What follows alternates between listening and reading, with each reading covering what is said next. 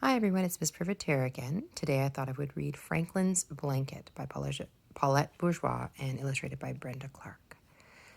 Franklin's Blanket.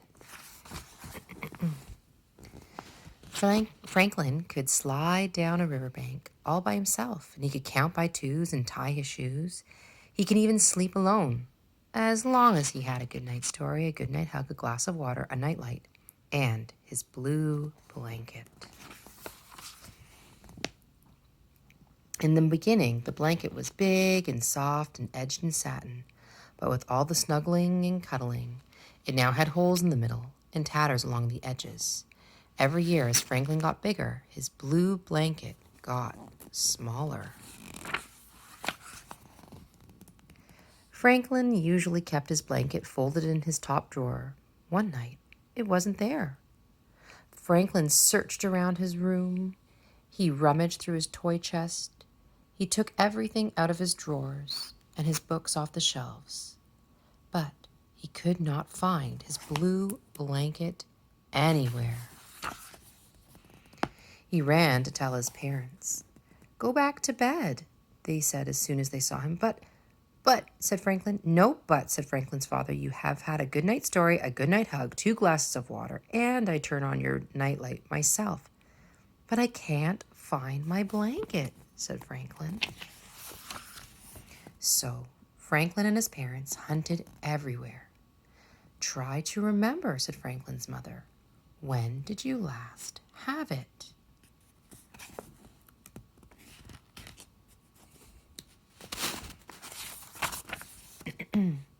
Franklin thought. In the morning, after a fight with Bear, Franklin had snuggled with the blanket until he felt better.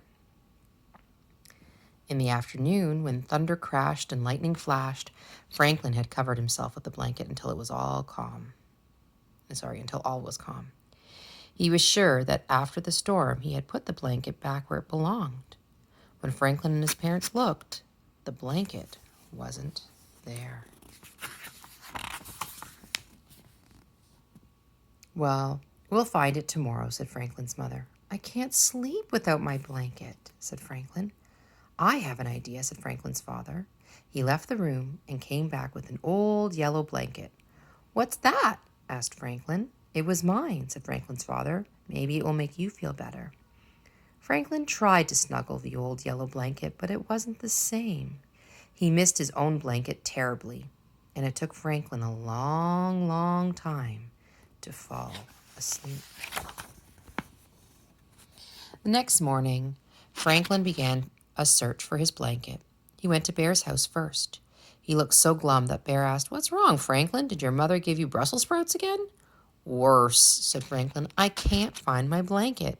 "It's not here," said Bear. "Besides, my mother says big bears like me are too old for baby blankets.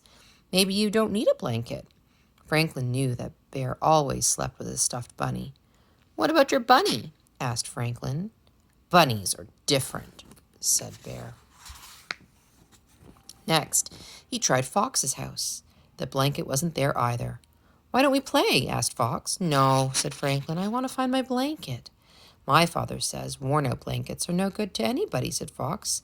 "Maybe you should get a new blanket." "I did." "I like my old blanket," said Franklin. Then Franklin went to Beaver's house. The blanket wasn't there. Franklin looked so sad that Beaver said, "You can borrow my Teddy until you find your blanket." "Thank you, Beaver," said Franklin, holding Teddy tightly. That night, when Franklin went to bed, he had his father's yellow blanket and Beaver's Teddy. But it wasn't the same as sleeping with his own blue blanket. At breakfast, Franklin's father sniffed and pinched his nose. "Do you smell something odd?" he asked. "A sort of musty old sock smell?" Franklin and his mother sniffed too. Then Franklin remembered. "I think I know what smells," he said. Franklin reached under his chair and pulled out his blue blanket. Plop! A handful of cold, slimy Brussels sprouts slipped out of the blanket and onto the floor. His mother and father stared with amazement. "Look," said Franklin, "I found my blanket. I forgot I put it there." You forgot to eat your Brussels sprouts, too, said Franklin's mother. Whoops, said Franklin, looking a little sheepish.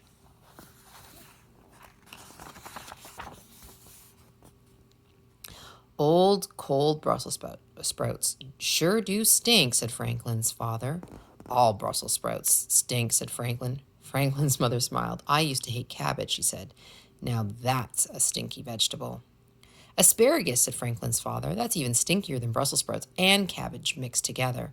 Broccoli, shouted Franklin. Then he stopped. He liked broccoli. It stinks, but I wouldn't hide broccoli, he said. That's good news, said his father. Franklin helped to tidy the mess.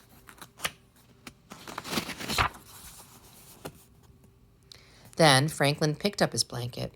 I don't care that you're old and full of holes, he said, but you sure do need a bath.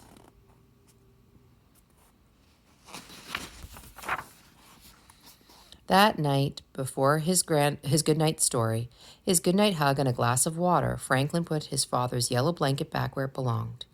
He was glad he lived in a house where even old blankets had their special place. The end. I hope you enjoyed that. That was Franklin's blanket. Until next time, have a good day.